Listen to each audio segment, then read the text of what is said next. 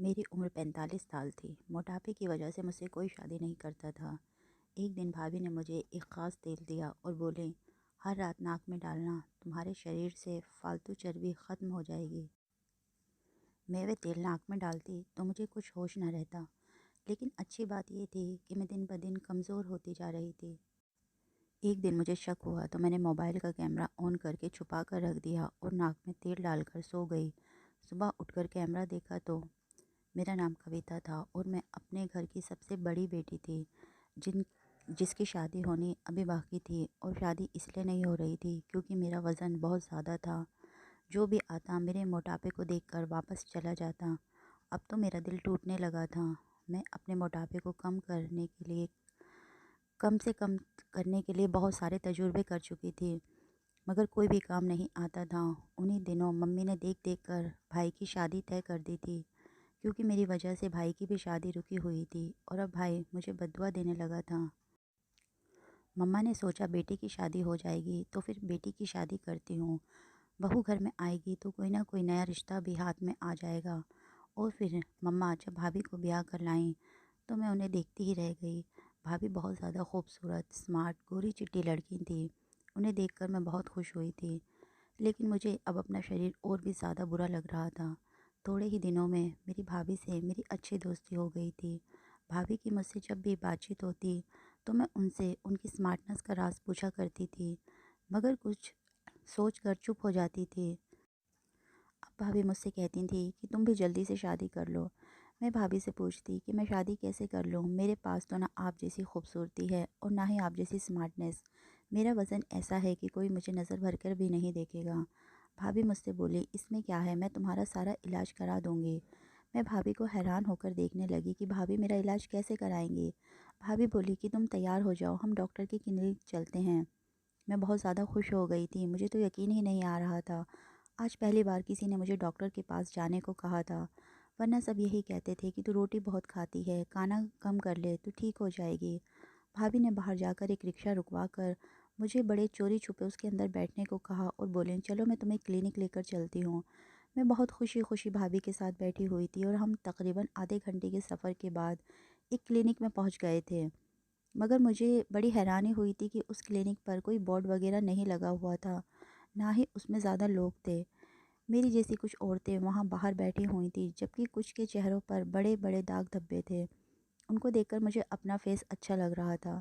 थोड़ी देर के बाद एक लड़की अंदर आई और इन सब औरतों को देखने लगी जो कि उस कमरे में बैठी हुई थी। फिर उसकी नज़र मुझ पर पड़ी तो उसने अजीब अंदाज में मुस्कुराते हुए मेरी भाभी को इशारा किया। भाभी ने भी उसे इशारों इशारों में कुछ कहा और मुझे लेकर अंदर चली गई। वहाँ पर जो औरत थी वो मुझे देखकर बहुत खुश हुई। भाभी ने मुझसे कहा कि औरत जो भी पूछे तुम सीधा साधा जवाब दे देना, यही तुम्हें बड़ी डॉक्टरनी के पास लेकर जाएगी। ये तुम्हारी सारी परेशानी दूर कर देगी। अब तुम्हारी किस्मत बदलने वाली है। मैंने एक बार भी ये नहीं सोचा कि भाभी पर भरोसा करके मैं बहुत बड़ी गलती करने वाली हूँ। ये लड़की मुझे एक कमरे में लेकर गई, वहाँ पर भाभी भी मौजूद नहीं थी। वे लड़की मुझसे कहने लगी कि तुम्हारे मोटापे को नापना पड़ेगा, पता लगाना पड़ेगा कि तुम्हारे शरीर में पानी कितना है और चर्बी कितनी है। तुम इस बेड पर लेट जाओ, मैं मशीन लेकर आती हूँ।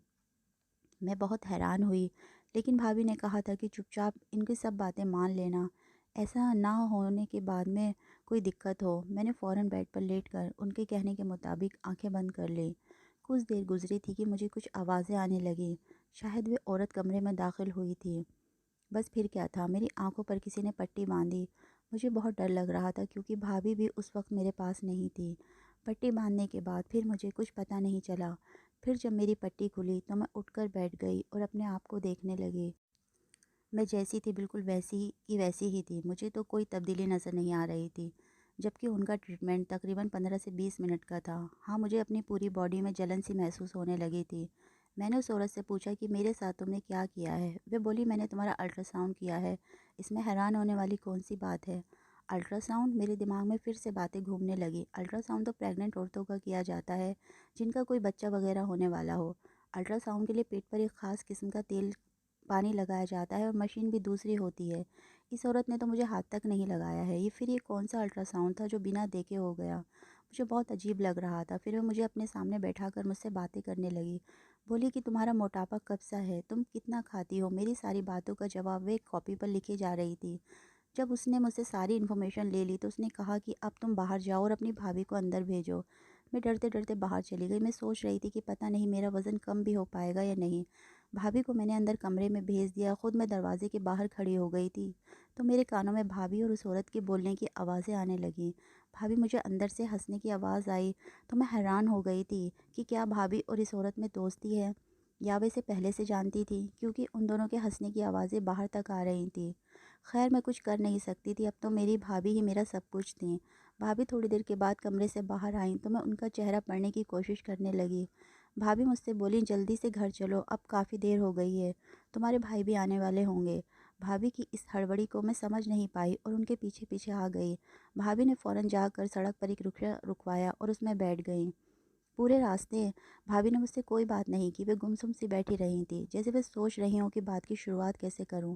आधे घंटे में हम घर पहुंचे। भाभी ने रिक्शे वाले को पैसे दिए और वापस भेज दिया। रिक्शा वाला मुझे देखकर बड़ी अफसोस भरी नज़रों से देख रहा था। ऐसा लगता था जैसे उसे सब कुछ मालूम हो, मुझे कुछ बताना चाहता हो। शायद उसने एक बार मुझे आवाज़ भी दी थी, क्योंकि मैंने वह आवाज़ सुनी थी कि भाभी ने उसे झिड़क कर वहाँ से भगा दिया था। मैं बहुत परेशान हो गई थी। मेरा तो दिल चाह रहा था कि मैं भाभी से सारी बातें पूछ लूँ, उनसे कहूँ कि मैं भाई को भी सब बातें बता देती हूँ। लेकिन मैं भाभी की मर्ज़ी के बिना कुछ भी नहीं कर सकती थी। मेरा वज़न बहुत ज़्यादा था, इसलिए भाभी को ही मेरा इलाज करवाना था। जैसे ही हम घर में दाखिल हुए, भाभी मुझसे बात करने के बजाय सीधे अपने कमरे में चली गई थी। मैं भी उनके पीछे पीछे गई कि शायद वो मुझे मेरे इलाज के बारे में कुछ बताएंगे, मगर उन्होंने फ़ौरन ही दरवाज़ा बंद कर लिया और मैं बाहर पागलों की तरह खड़ी सूनी आंखों से उन्हें देखने लगी। मैंने बहुत देर तक दरवाजे के बाहर खड़े होकर इंतज़ार किया, मगर वे कमरे से बाहर नहीं निकली। तो मैं उसी तरह सोचती हुई अपने कमरे में आ गई।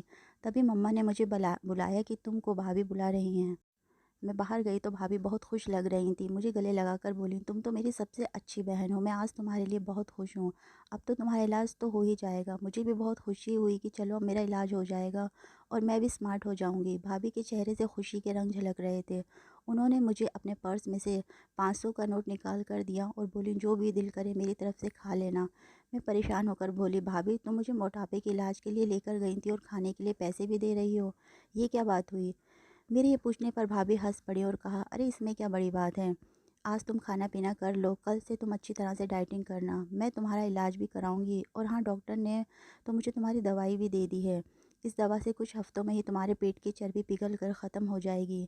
ये बात सुनकर मैं बहुत खुश हुई थी। अच्छा, क्या सच में? मुझे तो लगा था कि इसमें कोई ख़तरे वाली बात है या फिर शायद ये ला इलाज है और मेरा कोई इलाज नहीं हो सकता। मेरी बात पर भाभी हंस पड़ी और फिर बड़ी शैतानी मुस्कुराहट चेहरे पर सजा कर बोली, तुम्हारा इलाज है मेरी जान, बस तुम्हें थोड़ा सा सब्र करने की ज़रूरत है। मैं भी भाभी की बात सुनकर खुश हो गई थी। इस बातचीत के दौरान हमें पता ही नहीं चला कि मेरा भाई भी घर पर आ गया है। उस दिन मैंने और भाभी ने खूब मज़े किए और हम लोगों ने बाहर से खाना मंगवाया। खाना खाने के बाद मैं अपने कमरे में आ गई। मैं दवाई के बारे में भूल ही गई थी। सब काम करने के बाद भाभी मेरे कमरे में आई। उनके हाथ में एक छोटी सी शीशे की बोतल थी। वे मेरी तरफ देखते हुए बोली, ये वही दवाई है जो डॉक्टर ने तुम्हें दी है। मैंने कहा कि इससे क्या होगा, ये तो बहुत थोड़ी सी दवाई है। भाभी ने कहा कि हाँ, ये शीशी देखने में तो छोटी है मगर है बहुत काम की चीज़। ये कहकर भाभी ने वो बोतल मुझे दिखाई और मुझसे कहने लगी कि एक ख़ास किस्म का तेल है। भाभी ने मुझे बताया कि इस तेल की कुछ बूंदें रात को नाक में डालकर सो जाना, सुबह उठोगी तो तुम्हारा वज़न ऑटोमेटिक कम होने लगेगा। तुम्हारी बॉडी में से इस दवाई का असर दिखना शुरू हो जाएगा। भाभी की बात सुनकर मैं बहुत खुश हुई। भाभी ने कहा कि ये दवाई बहुत महंगी है, मैंने तुम्हारे लिए 15,000 की ली है। तो इस तेल का इस्तेमाल बहुत एहतियात के साथ करना। इस तेल को रेगुलर नाक में डालना, इससे तुम्हें पतला होने में बहुत ज़्यादा मदद मिलेगी।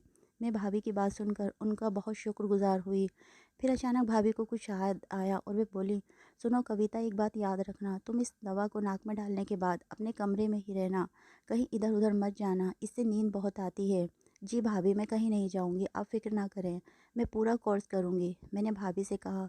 तो भाभी ने कहा, अच्छा ठीक है, बहुत अच्छी बात है, चलो अब मैं चलती हूँ, रात हो गई है। ये कहकर भाभी मेरे कमरे में से चली गई और मैं उस कांच की शीशी को देखने लगी जो बहुत ही छोटी सी थी।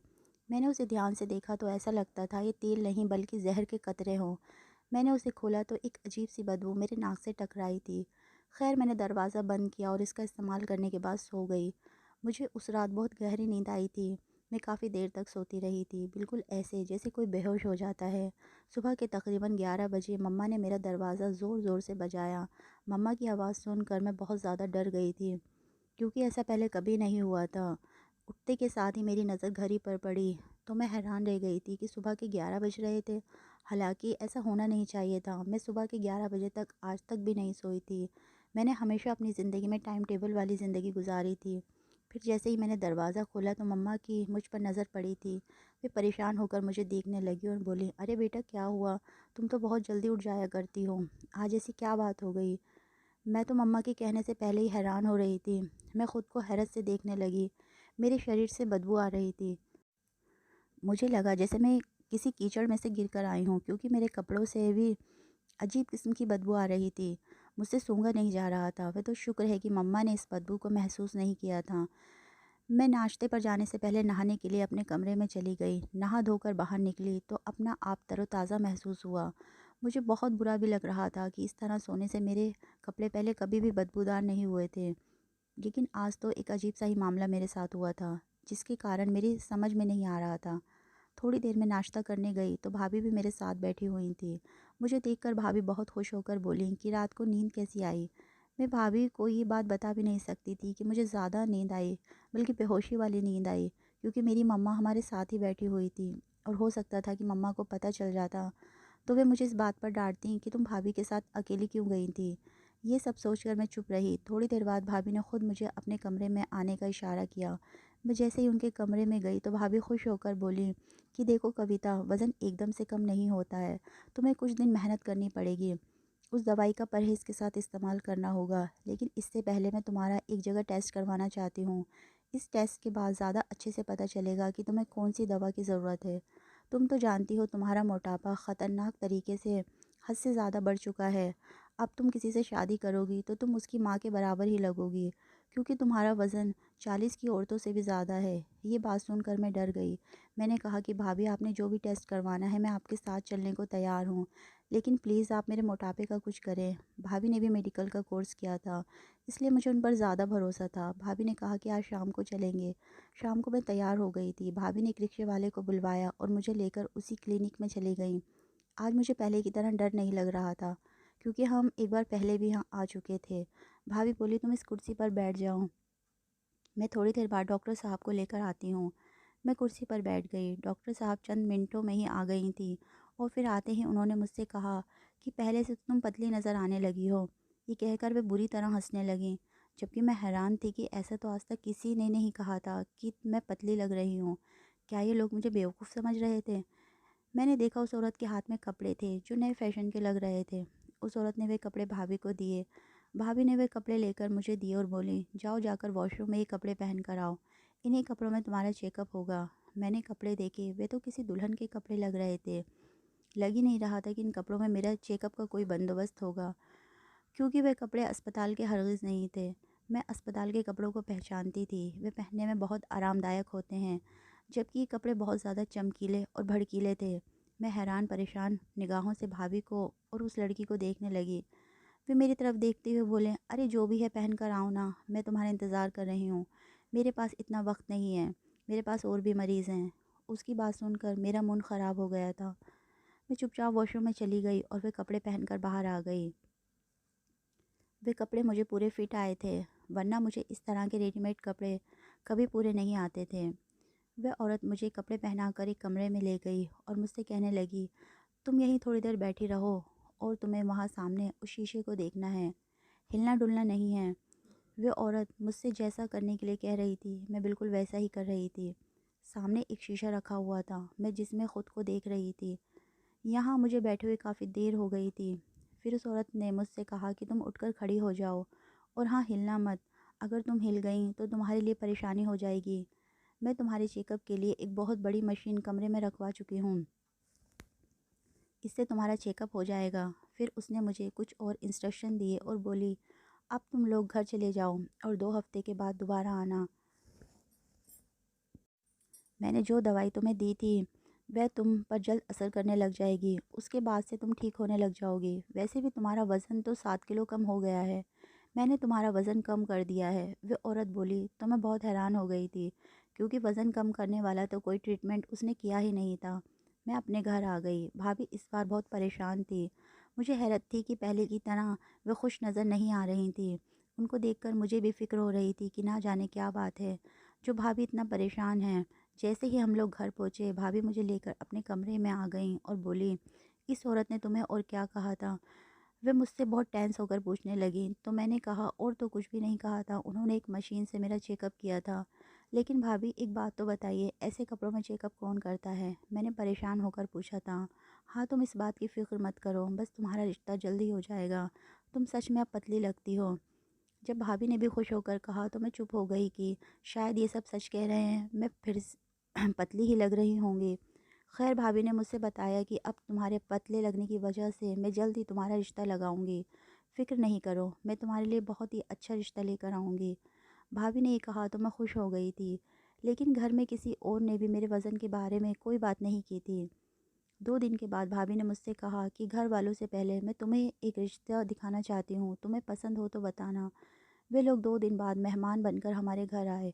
तकरीबन एक पूरा ख़ानदान हमारे घर आया था। भाभी ने उन सबको यही बताया कि मेरी नंद का रिश्ता अभी तक कहीं नहीं हुआ है। मगर वह सब लोग तो जैसे मुझे पहले से ही जानते हों। मुझे देखते ही बोले, "अरे ये तो वही है।" उनमें से एक औरत ने कहा। फिर मुझे कुछ देर देखने लगी और बोली कि ये तो वही है, इसका मोटापा नहीं नहीं, ये तो बहुत मोटी है। भाई, पहले ही हमारे ख़ानदान में ऐसी लड़कियों का मजाक बनता है, चलो यहाँ से। उन लोगों ने तो मेरे मुंह पर ही मेरे रिश्ते से इनकार कर दिया था और कहा ऐसी लड़की से हम रिश्ता नहीं कर सकते। मेरा दिल बहुत टूट गया था, मगर मैं खामोश रही। वैसे भी भाभी ने कहा था कि अगर तुम्हारी शादी या रिश्ता इन लोगों के साथ नहीं होता तो फिर मैं अपने भाई से तुम्हारी शादी खुद कराऊंगी, तुम इस बात की फ़िक्र नहीं करो। उनके जाने के बाद भाभी ने मुझे तसल्ली देने लगी और बोली, "ये आखिरी लोग थे जिन पर मैंने भरोसा किया था। बस तुम फ़िक्र नहीं करो, मैंने अपने भाई से सारी बात कर ली है। अब अगर वह तुमसे शादी करेगा तो तुम्हारी ज़िंदगी संवर जाएगी। बस तुम एक्सरसाइज भी किया करो और शादी के बाद मेरा भाई भी तुम्हें डॉक्टर के पास लेकर जाएगा। इससे तुम ठीक हो जाओगी।" मैं खुश हो गई थी। कुछ ही दिनों में भाभी का भाई मेरा रिश्ता लेकर आ गया था। उन्होंने मुझे देखा तक नहीं था और मेरी शादी की तारीख तय कर दी गई। मैं बहुत खुश थी कि आखिर भाभी का दिया हुआ टोटका काम कर गया था। लेकिन भाभी ने मुझे सख्ती के साथ मना किया था कि आइंदा के बाद वे दवा इस्तेमाल नहीं करना। इससे तुम्हें नींद बहुत आती है और बेहोशी हो जाती है। मैंने भाभी की बात समझ ली थी और मैंने वह दवा इस्तेमाल करना छोड़ दी थी। अब मेरे लिए ज़िंदगी बहुत आसान हो गई थी। मेरे पति मुझे देखते ही मुझ पर फ़िदा हो गए थे। वे बोले कि तुम मुझे बहुत अच्छी लगती हो, तुम बहुत खूबसूरत हो। मैंने तो सिर्फ़ अपनी बहन के लिए तुमसे शादी की है, अपनी बहन का घर बचाने के लिए, वरना तुम जैसी औरत से मैं कभी शादी नहीं करता शायद। ये सोच कर कि तुम्हारा वज़न बहुत ज़्यादा है, मगर तुम्हारी असल खूबसूरती तो मैंने आज देखी है। अपनी बहन का घर बचाने के लिए आपने ऐसा क्यों कहा? आपकी इस बात का क्या मतलब है? मैंने अपने पति से पूछा, तो ये बोले, "मैं तुम्हें ये बात नहीं बता सकता, मेरी बहन ने मुझे कसम दी है। अगर मैं तुमको ये बात बता दूँगा तो वे मुझसे नाराज़ हो जाएगी।" मैं अपने पति के पीछे पड़ गई और बड़ी मुश्किलों से इस बात की असलियत निकाल पाई, और ये बात सुनकर तो मेरे पैरों तलों से ज़मीन ही निकल गई थी। वे कहने लगी कि मेरी बहन तुम्हारे मोटापे का इलाज नहीं करा रही थी, वे तुम्हारा इस्तेमाल करके पैसे कमाना चाहती थी। तुम्हें वे नए नए फ़ैशन के कपड़े पहनाती थी जिनको अपने ब्रांड की मॉडलिंग के लिए एक बहुत ही मोटी औरत की ज़रूरत होती थी। इस वजह से वह तुमको एक एजेंसी के पास भी लेकर गई थी, मगर उन्होंने कहा कि तुम इस तरह तस्वीर नहीं बनवाओगी, तुमको कोई बहाना बनाना होगा। तो उसने कुछ ऐसे ही सिलसिला चलाया। 1-2 तस्वीरें मैगज़ीन में भी छप गई थी, लेकिन इस बात पर तुम्हारी भाभी बहुत परेशान हुई क्योंकि तुम मशहूर होने लगी थी, और ये बात अगर तुम्हारे भाई को पता चल जाती तो वो मेरी बहन को तलाक दे देता। बस इसलिए उसने तुम्हारी शादी का बंदोबस्त मुझसे कर दिया। मेरे पति ये कहकर खामोश हो गए थे, मगर मेरे दिमाग में आंधी तूफ़ान की तरह पिछली बातें गुज़री और इंसिडेंट चलने लगे थे। मैं सोच भी नहीं सकती थी कि मेरी भाभी मुझे पैसे कमाने के लिए इस्तेमाल करेंगी, क्योंकि वह भी एक ऊंचे घराने से बिलोंग करती थी। लेकिन अच्छी बात ये थी कि इन सब बातों ने मेरी ज़िंदगी में उजाला कर दिया था। भाभी ने अपने भाई से मेरी शादी करवा दी थी, नहीं तो ये दुनिया वाले मेरे सामने ही मेरी हंसी उड़ाकर जाते थे। अब तो उनसे कुछ भी कह भी नहीं सकती थी। मेरे पति ने मुझे कसम दी थी, वरना भाभी मेरे सामने बहुत शर्मिंदा होती, और अगर मेरे भाई को ये बात पता चलती तो वे भाभी को फ़ौरन ही तलाक दे देते। इसलिए मैंने अपने भाई और अपनी मम्मा से इस बारे में कभी कोई बात नहीं की, क्योंकि मेरी शादी तो अब हो ही गई थी और मुझे अब किसी से कोई फ़ालतू मतलब नहीं था। आपको अगर ये कहानी अच्छी लगी तो इस वीडियो को लाइक कीजिए और इस तरह की मज़ेदार कहानी सुनने के लिए हमारे चैनल को ज़रूर सब्सक्राइब कीजिए। कहानी सुनने का शुक्रिया।